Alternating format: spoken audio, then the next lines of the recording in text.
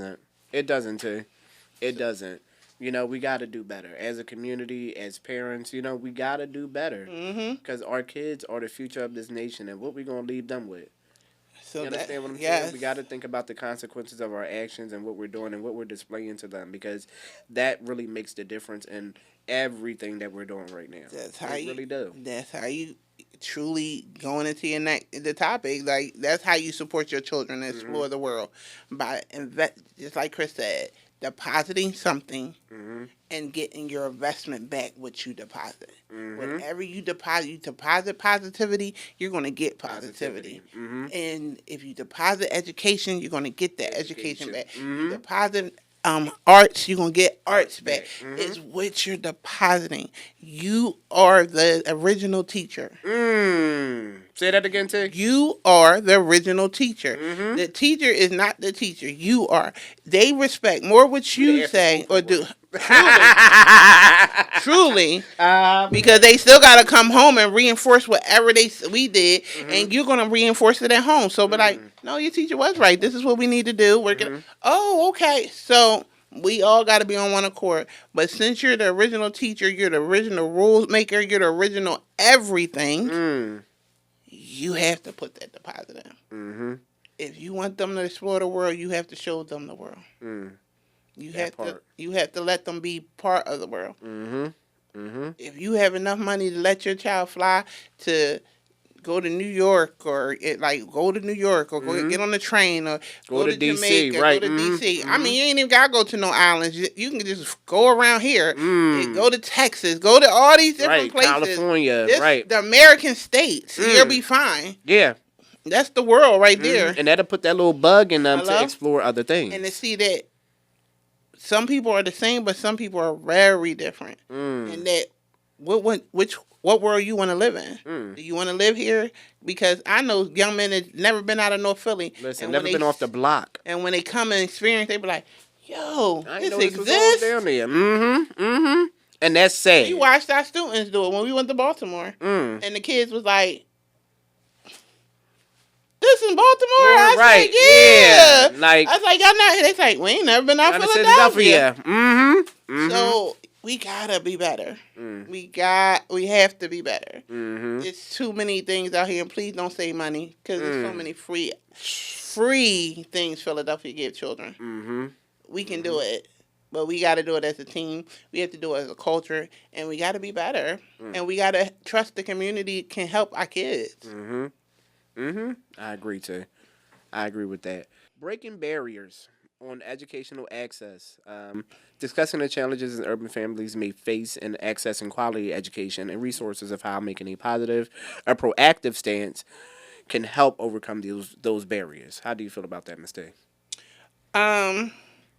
We are having the biggest issue right now between the fight between charters and public. And I think public is saying, y'all are taking a lot of our money to rebuild y'all buildings and do stuff that we could be putting more better education and establish more things for beneficial to our kids if the charters wasn't taking our money. That's the biggest fight between charters and public right now.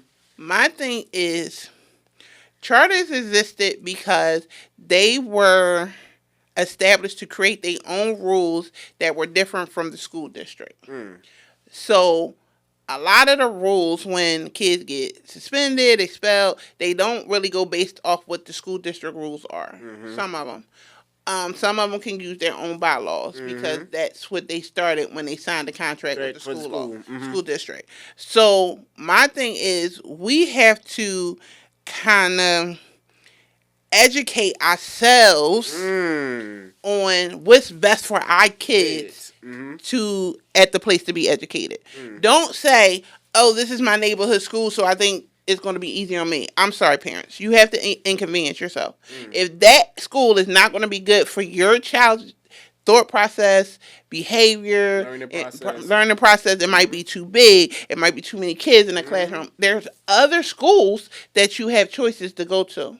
We have to understand the rules, regulations, how things work, go to these school tours, go into these buildings, talk to the staff, see what the turnovers are. You have to be empowered and understanding how to access the best education for your child. Every school is different. There are great schools in Philadelphia, and I'm not going to even knock it. But you won't know unless you go get yourself educated on the school, unless you walk in the school. Don't go by the internet. Walk in the school. Talk to the kid. Talk to the teachers. Talk to people that you may know work there. Talk to all. You have to acknowledge yourself. The power of access is to educate yourself on these schools, educate yourself on your child and what the need is of your child, and make sure your child is getting that need. Because the problem is schools, a lot of schools are promising a need and not providing a need. No, they can't provide it. And financially, this is the biggest swap of kids that are behind reading level in Philadelphia that has ever been. And yes, it is due to COVID because they lost a lot of certain things, but we have to learn how to educate ourselves. What school will help my child get on point? What school will help my child push to this point? How meet another kid that you might say, oh my God, they can read already. Yeah, well, try to get them in that school. And this is all I'm saying. The biggest thing you can do to break the barrier of education access is to know what school your child is going to. And then know the backgrounds, know the turnovers, know their rules, know their regulations, know the consequences of what your child getting into. And the reason I said this is because my son, he had a very bad experience at his school. And it was because his principal was a bigot. And come to find out, he got kicked out the school because he tried to stop black kids from getting into the lottery. So everything I have said, and people thought I was crazy when my son was there, came out to fruition. It's true. So I'm not trying to make this man whatever, but I didn't know that type of thing. I didn't know really nothing about the school. I just knew it was beautiful. I knew it had a lot of activities. I knew it was very strict, which my son needed. I knew it was giving him structure as a black male, which it did. I knew it was going to teach him to be amazing, which it did. Not going to knock the curriculum. Awesome curriculum. Just that one disease made the school bad. So he's gone now. So the school is getting a little better. Still a great school, but it deterred my son from going to college because he felt like, how can one man decide my future? Because they tried to stop him from graduating because on a class trip he fell asleep or something, missed curfew. This little thing, he was just on. They took the prom away. They were trying to take graduation, everything, but because I didn't know the rules, I didn't read the fine lines. They was trying to take everything away. No, I said when he came back. Did he disrespect anybody? Did he cuss you out? No, he has never. He has exemplary behavior. He has never been disrespectful. He was great. He was crying. All his friends was like, yo, y'all know Mike fall asleep everywhere. It's not his fault. Like, different things like that. So it was just like, my thing is, you're trying to destroy him because he was black. You didn't do it to the white boy, but you did it to the black boy. Of course. So at the difference, it deterred him from going to college. And I didn't. Now he wants to slowly better, right, but he has to do it on his own. Yeah. Because now it's like, I'm not going to force you and I'm not going to knock you. I know it deterred you from it, but don't let that one monkey stop a show. So we're not going to do that. But otherwise, like, my thing is, you have to know what school you're going to. That is the biggest. Parents, please, please, please, please, please. Study the school that you want your child to go to. Because the best choice will be, talk to your child about if they agree with you, because they'll do bad if they don't like it. But know the school your child going to, because you can't just throw your kid anywhere. It doesn't work, and it's not good for them. I agree too. My thing is that a lot of parents see that their children are not succeeding at a certain school, and they'll keep them in that environment. And it's like, if you see if your kids is not making any progress there, why would you keep them there? You understand what I'm saying? Why would you keep them there? Why would you allow them to keep experience such, what is it? The word I'm looking for, not an increase, but a decrease of value in their education based upon the environment that you're putting them in, based upon your comfortability. Yeah. You understand what I'm saying? Like, you really have to invest inside of your kids' education, and it's free. It's free to send them to a good charter school. It's free to send them to a good private school if you know where the funding is, and it's funding out there. So get it. You understand what I'm saying? Yes, it is. It's plenty of funding out there, especially for urban education and urban communities and urban children. It's all out there. We just have to be knowledgeable and aware of getting it. Yes. You know what I'm saying to you? So, we have to invest inside of where our children are going to school, reading the guidelines, reading the study, and also knowing what is good for them. Exactly. Like you were saying, Michael needed a place that was strict and that was this and that was that. He needed it, and that made him be a better man. Yes. He's working, he's doing his thing, this, that, and the third, or whatever. We have to know what our kids need. Not what they want, but what they need. What's going to make them better. You understand what I'm saying? Not to say that they have to stay there forever, but let them get that skill set so they can know and take that and transform that to somewhere else.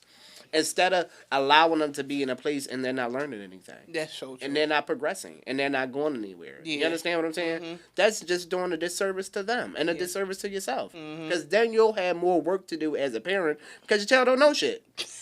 Nothing. You understand what I'm saying? It's a wrap. It's a wrap. And then they're behind and they're struggling and you're like, well, what is it that I can do? Yeah. That goes back to investing. Talking to them, knowing them, reading with them, doing that math with them, because you'll know where your kids are. Yes. You understand what I'm saying? Yes. Whatever you depositing, that's what you're gonna get back in return. And if you're waiting until they're in the 4th and 5th grade to find out they don't even know how to write their name or read, that's something that you should be blaming yourself about, because these are your children at the end of the day. They don't belong to Kip North. They don't belong to Douglas. They don't belong to Clymer. They don't belong to public schools. Nothing like that. They belong to you. You have to know. You understand what I'm saying, T? So, stop making the schools responsible for what your babies don't know and make sure they have it before they walk out of your door. Yes. And that's where I say you have to, going back to everything we talked to, really going through the whole conversation we've been having, you have to know your child. You have to go back and have that conversation with the teacher. You have to not just show up for report card day, or don't show up for report card day, or just call because they're being bad or you didn't like what the teacher said to your child. You have to be invested. You have to come to the school. You have to call. When it's parent back to school night, you should be there. When you're trying to meet the teacher, you should be there. When it's time to walk through the building, you should be there. Everything you will need to know on curriculum base, on timing, on how homework will work, how everything you need to know is there. Instead of waiting till last minute, then calling up the teacher, oh, I couldn't show up. But it was in the schedule. When you signed the contract, you knew it. Just like your job is important, this is important because this is your child's job. Make sure that their management is doing what they supposed to do by their job.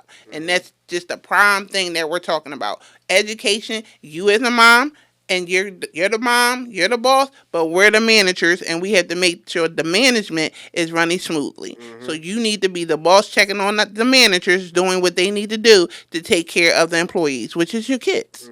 It's the same concept. And if we look at it like that, it'll be better. And we're not parents out there. We're not coming for your parenting skills. We nobody want the best for your kids and the best that they can do. But these are just some of the things that we feel like we can put out there that you can be aware of. Yeah. And we know that you're doing your best. And we know that our communities lack resources. Life is life. You understand what I'm saying? Yeah. And they don't have everything like other people might have. Or whatever the case may be like that there. But that doesn't mean we can't still afford ourselves the opportunity of getting different places based upon what we lack thereon. Yes. You understand what I'm saying? We can still get there. We can still reach opportunities. We can still have opportunities. Yep. We can still go places. We can do a lot of things as long as we are investing in ourselves and seek out those resources because they're not going to just come to you. Yes. You understand what I'm saying? Philadelphia Library provides a lot of resources. Y'all can pull it up online. Y'all can pull up the YMCA gives out a lot of resources, believe it or not. You have so many different things in Philadelphia that will help you. You can even, on City Hall, they have like a kid information thing where you can get certain things that's free from Philadelphia. Everything provides something to help out, and you never know. And so many scholarships out there for our children. We just gotta go look. We have to put the work in. you have to put the work in to get the result. And I know it's a lot, especially when we gotta take care of these kids, take care of husbands, or husbands gotta take care of wives. You gotta pay the bills, but we have to kind of, like I said, we have to make an investment into our children, and that's just the little bit of work will be the biggest results. That's how I see it.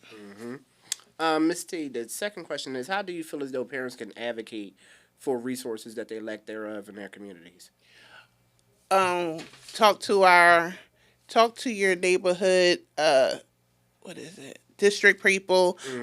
We need to talk to go to City Hall, state representatives, council people, the mayor. These are all things you can write to. They're all at City Hall. They all have offices. Sure do. They break y'all districts down into detail so you can find out. But really talk to these people. Let them know what you need. Let them know what's not in your neighborhood. Let them know that this school is not doing this. That this is not providing in my neighborhood. That this is an eyesore for our neighborhood. This is causing the kids to get sick. Anything that you need in your neighborhood, like I said, we have to teach love of community. And if you love your community, you're going to go talk to your state senators. You're going to go talk to your district managers. You're going to go talk to the local unions. You're gonna go talk to these type of people that needs to benefit to help your city. Just like I always say to myself, I'm gonna go talk to the Philadelphia Eagles because I want them to do my school's playground over so bad. But literally, I have watched them. Yes, I have watched a few of these people invest in schools and do things, but we just have to put the work in. And if we go to our community, request for the people that say they here for the people, and make them do the work for the people. Seriously. That's that simple. I feel like parents could definitely advocate with coming up with community groups, getting together. You can have group texts. You understand what I'm saying? Like you can plan trips together. Plan something to where as though whatever it is that you don't have in your community, get it. Yeah. You know, especially those working class parents out there. You pay taxes. Yeah. If it's not there, make it happen. You understand what I'm saying? Make demands. That's why a lot of those other communities have what they want. Yeah. Because they have groups. Yes. They have outreach. They have people advocating. Yes. Or whatever the case. And it doesn't take a lot. And as if we ask for it, we'll get it. You know, you understand what I'm saying? You know, the best thing somebody could tell you is no. You understand? So all in all, the resources are out there. The information is out there. The money is out there. Yeah. The housing is out there. All those things are out there. But if you don't seek these things out, they're never going to come to you. Yes. You understand what I'm saying like that there? And if you definitely pay taxes, get what you get, okay? Request what you want. They get me, okay? Yes. So make my money work for them kids. Yes. You understand what I'm saying like that there? You know, they can pay them cops out there and these firefighters and do all this jigamaroo. And they have a lot of programs that they're trying to spearhead and more so get out there for the community. You understand what I'm saying like that there? They just redid the park in my neighborhood. You know, based upon somebody going down there and representing the neighborhood and trying to get a better park for the kids. You know, and it looks nice. Yeah, you understand what I'm saying? It looks nice. Or whatever the case may be like that there. But we have to have somebody advocating and standing up for what's not there. Yeah. You know, if it's not there, go get it. Because eventually it's going to get there if somebody speaks up enough about it to get it. Yeah. You understand what I'm saying to you? And definitely if you working, your money, we gotta talk. you know that those tax dollars, make that damn money work for you. Yes. You understand what I'm saying? They pay everything else. They do everything else. Make your money work for you. Yes. Okay? Because they charge me a lot. So, you know, T. So that part. You know, all right. Incorporating technology and new educational tools. How do you feel about that? I think it's a lot of stuff that's out there now, especially because we have to break down education lesson plans into differential plans. So that means for the people that don't understand what I'm just saying, is that we have to break down a lesson plan. If a kid is in 4th grade and they're reading on a kindergarten level, we will have to literally take that one lesson and bring it down to a kindergarten level of understanding so they still can be in the same lesson, but it's just at a slower pace or a better understanding with wording and different things. So technology helps with that because we can break it down and bring it to their level faster, different things like that. I think especially with speech impediment children, a lot of ADHD kids, a lot of kids with like writing disabilities. That's where technology comes in at, because I've noticed that a lot of kids cannot write things out, but if I ask them to type what they write, they can type it better than they write it. So technology helps with that, but I think it hinders us sometimes because we lost the foundational plan of how kids learn. So when we do a lot of tech, I take a lot of tech from my kids and kind of go old school, because first I feel like you got to know how to start before you can go to the future. And a lot of the kids lost the writing system, the ability to write a correct structure sentence, just neatly write and knowing that this line go here. A lot of kids sentences go across, not the up line, and down, not like make it look like a poem in the middle of the paper. That part too. So just little things they have to learn, and the reason the kids don't know this is because for 2 years to 2 to 3 years, kids literally did everything on a computer. And it's not their fault. But we didn't make them write anything. We didn't make them reinforce anything. Everything was delivered on the computer. So from their books to everything. And I just think sometimes you got to introduce old school for the kids to understand new school. And we have to get back to the basics. And one, like, parents be like, "Oh, kids don't even know how to write in cursive." Here we go again. We gotta get back to the basics. Listen. Kids don't even know how to write their addresses. Get back to the basics.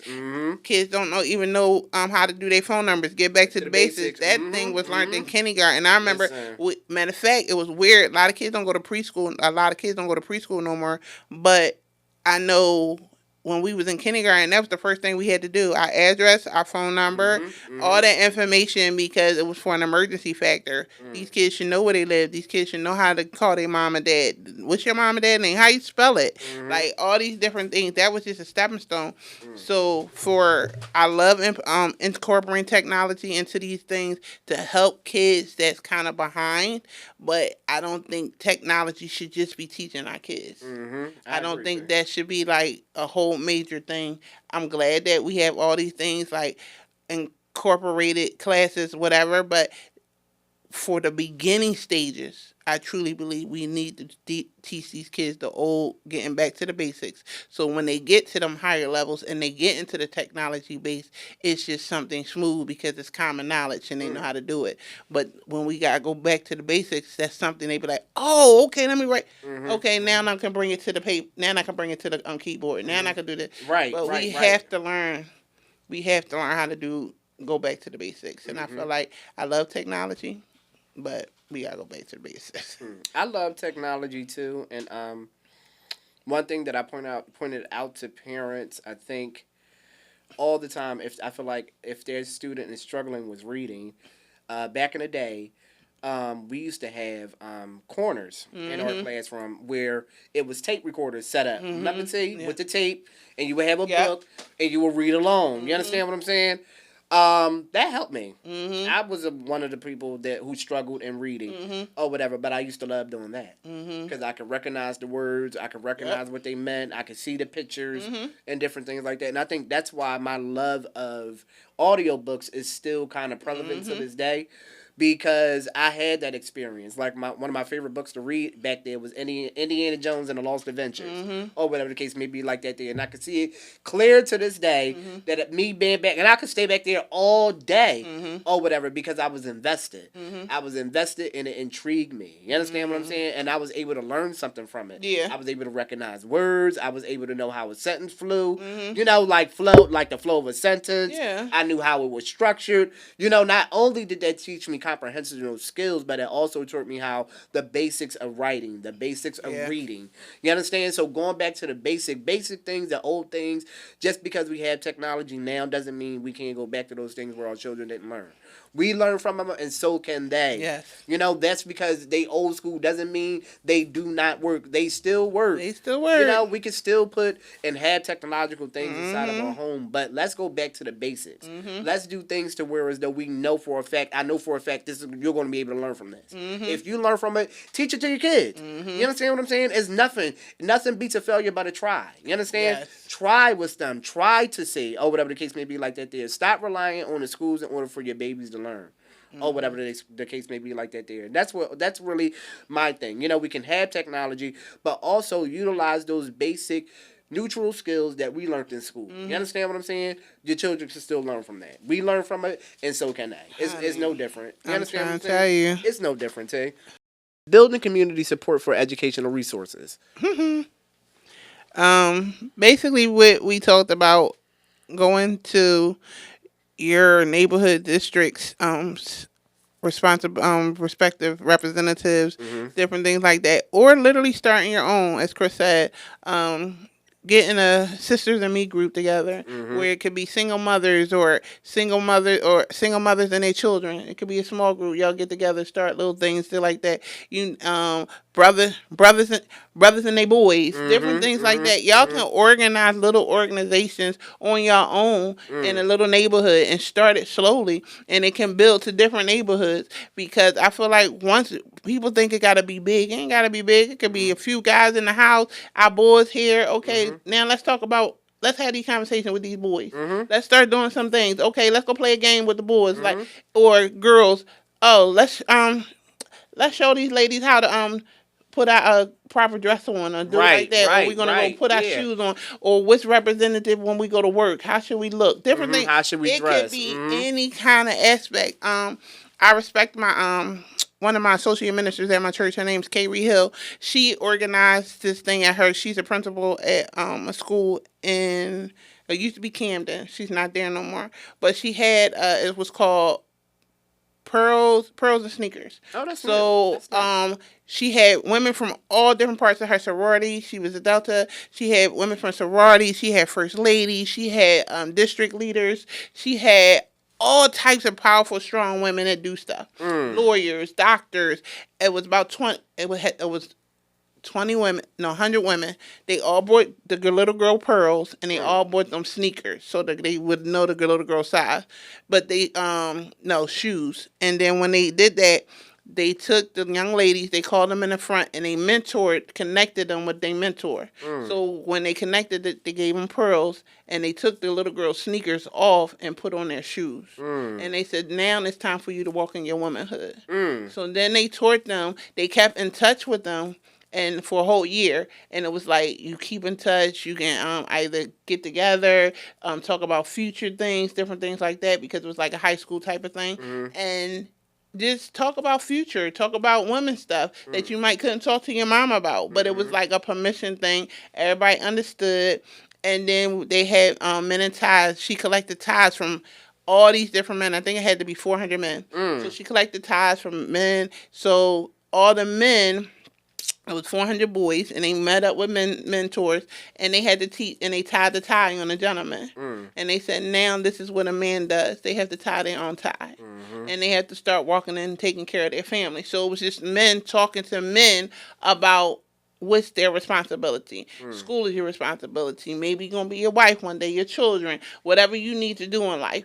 It's to take care of whoever is your significant other. Anything, but this is what life is about. And respecting yourself, respecting who your mate is, respecting your mother and father. So it was just teaching from a man's point of view to a man. Because a lot of them boys didn't have fathers. So they never, ever spoke to a man about this. So that kind of concept thing. So when I say we can start our own things, we can start our own things to start our community, to build up and support our community. Them little things turn into huge big things. Just like this podcast, you having a conversation with me. This podcast can bump into somebody else. You never know. They could call you and be like, Chris, different things lead into bigger things. So that's why I tell everybody, it's just the small things. Let's take a step to help our communities on our own, and then you never know. So I just say start your own thing sometimes, and you never know where your blessing comes from. I agree with that too.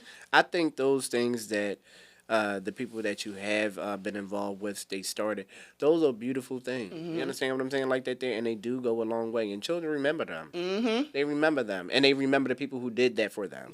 You know, and they'll always go back to that. Remember you did such and such, and you wouldn't even you remember that. You understand what I'm saying? Yeah, you had on such and such and such. They can tell you what you had on, what you talked about. Remember everything. You know, it's crazy, and it impacts them. You know, just little organizations and things like that. And as I stated before, just because it's not happening doesn't mean it can't happen. Exactly. You understand what I'm saying to you? Like, those things can go a real long way. They can. We really have to advocate for positive and optimistic optimism inside of our communities, to where as though we have to shy away from this negative connotation that just because we don't have nothing, or we're not in the predicament that we want to be, that we're not going anywhere, or that it can't be established, or that it can't happen. You understand what I'm saying? Just because somebody else is doing it, it's corny that we do it. No, let's take the point that somebody else is doing it and they took the initiative, and you take the initiative now and you do something. Yes. You understand what I'm saying? Don't take away from something positive and try to feed it a negative, and then try to, wonder why you're not getting the things that you want to get out of your community and your children. And it's because, one, we're not investing in them, and then number two, we're not putting any positive or optimism or optimistic ideologies inside of their mind. Yeah. You understand what I'm saying to you? So that's really my thing when it comes down to community. Community can be a great, beautiful thing, but we have to come together. Yes. You understand what I'm saying? And we don't always have to live in the same community. No, you can bring other communities together to your community. It can be different spaces. You never know. Like, you can be living in a city, you can live in the county. Okay, let's come together. Let's do something different. Like, let's meet in the middle or whatever. But it's true. Like, and you never know who got resources that can help you. So I always say, a closed mouth don't get fed. Never do. And I feel like if you talk about it and what you need, you never know who can help you with it. So if you have an idea in your community that you want to start it. Do what you need to do. But otherwise than that, be strong with it, but know what you want, plan it out, have it written down, and know what you talking about. Don't come up there with no main ideas and mission. Hey, your mission statement, keep it moving, know what you want, know what you need, and go from there. Yeah. Just go for it, guys. Really, just go for it. Inspiring curiosity and lifelong learners. How do you feel like people can be adaptable to a long term of learning, but rather than a short period of learning and just doing the things that they need to do to get out of school? Love what you're learning. Like, basically, if you love music, create everything around music. Like, you can make your English lesson a music lesson. Math music. Like, my daughters can't read without music. Trinity, her brain is crazy. The way she memorizes is connected to a song. Like, so if she'll listen to Billie Eilish. Eilish. So she'll listen to her, but she'll read a vocabulary thing. She connects what she learns from beats. And that's how she memorizes stuff. So my daughter learns through music. So literally, if you go in my daughter's room, it's music playing all the time. Because she can't memorize in a quiet place. So a library is the worst place Trinity could be. It has to be somewhere with music. It has to be somewhere that connects and she can feel. Because she can just memorize and get it like that. I don't know how she do it, but that my other daughter, she's the same way. But hers is more of she has to be connected to. She likes drama. She likes drama stories, different things like that. But it has to be some kind of lines or something that connects with relationships. So if she can connect her thing with a relationship, she can memorize it like that. It's really weird how my kids do it. But like I said, I had to learn that. But my thing was, I just recently went to a women's conference, and it's called It's Our Growing Season. And what I learned was that everything starts with a seed. The seed is nothing. It's just a seed. And once you put that seed into the ground, and when you put it in the ground, what you start with? You start with dirt. You have to cover it with dirt. It's nothing. The seed is dark. It don't have nothing to do with it. It's just sitting there. And if a seed in the dirt, nothing happens to it. What do you have to do to it? You have to add knowledge to it, which is knowledge will be liquid, water, fluids. You have to deposit something into it. You have to, as we was talking about. So once you start putting in there and it starts sprouting up a little bit, you still got to take care of it. You still got to make sure it gets enough sunlight. You got to make sure it gets enough experience to it, as we talked about earlier. Right. You have to start feeding stuff into it that you want to come out of it. You want this beautiful plant at the end of it, but we still got to germinate it. We got to put all this other water into it. We got to make sure the soil is tender, right? We got to make sure everything is moisture, and it start growing again. And then you got these sprouting flowers and sprouting things to it. And then you be like, oh my God, the flowers are so beautiful. And that's something produced out of it that you put into it. So now you producing this kid that know how to read. You're producing this kid that knows and love arts because in the beginning you introduced them to the arts. You introduced them to reading books to them every night. You introduced them to music. You introduce them to just now stuff around the neighborhood, knowing different things. Then when you get them flowers sometimes turn into fruits. Sometimes they turn into different things that can feed people. So then now you produce this child that's feeding other people, giving other things to people, saying, oh, this child, oh my God, now my child is teaching somebody else how to handle certain things. Now my child is teaching their little brother how to do things in life because I put this in this one child, started from a seed, it produced something beautiful. Now this child that I fed into is feeding another kid. So this is how we have to look at it. It's a growing season. As parents, we have to learn how to grow in putting into our kids, sacrificing time sometimes, then just letting them know that we're here. And like I said, sacrificing time. Time is the hugest thing. It takes time for anything to grow. And it's not going to be overnight. It does not take. It takes months for food to grow. For potato to come out. Anything.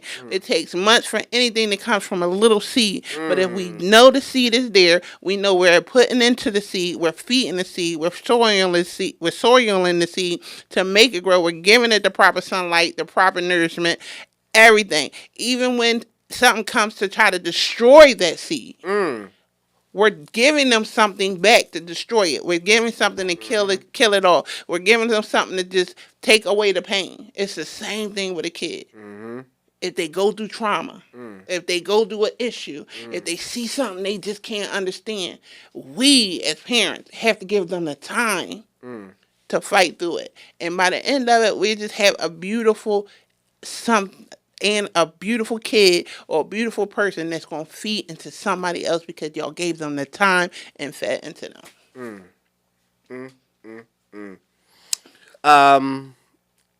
Miss T, I think we're going to close on that. Any thing that you would like to give parents out there? Any words of advice or words of encouragement? I think you gave a lot, but if you have any more else to give, put it on out there. Just be a parent. Just love your child no matter what. It's no checklist to being a parent. Everything is different. All I can say is what I have learned from being a parent and with a child that has issues. My daughter has a disruption issue. Like she used to destroy stuff. Really, her attitude was really bad. I went through a lot and to understand her.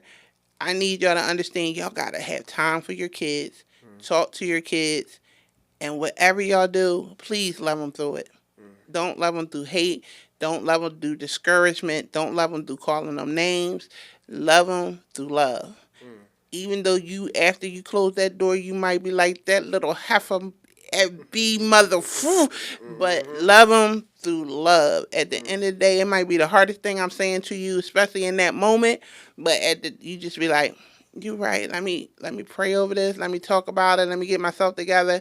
But love them through love and deposit in them and just give them that time and let them know that education is more important than materialistic because that's the only thing. They can take materialistic things away. Everything can get taken away from you, but they cannot take away your mind. They cannot take away what they learned, which you can teach somebody. They can't take away your education.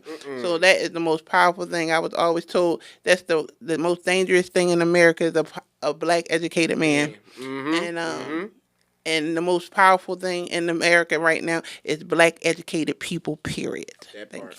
That part. Frederick Douglass says, an educated man is too fit to be a slave. Yes. That was one of my favorite ones. And another one we grew up with was, a mind is a terrible thing to waste. Yep. Remember that one too? Yep. Or whatever. We live by those mantras. Yes. And they helped us get to where we are. So we're going to wrap up for the day. I really, really, really enjoyed Miss T and coming on and taking the time to talk with us today.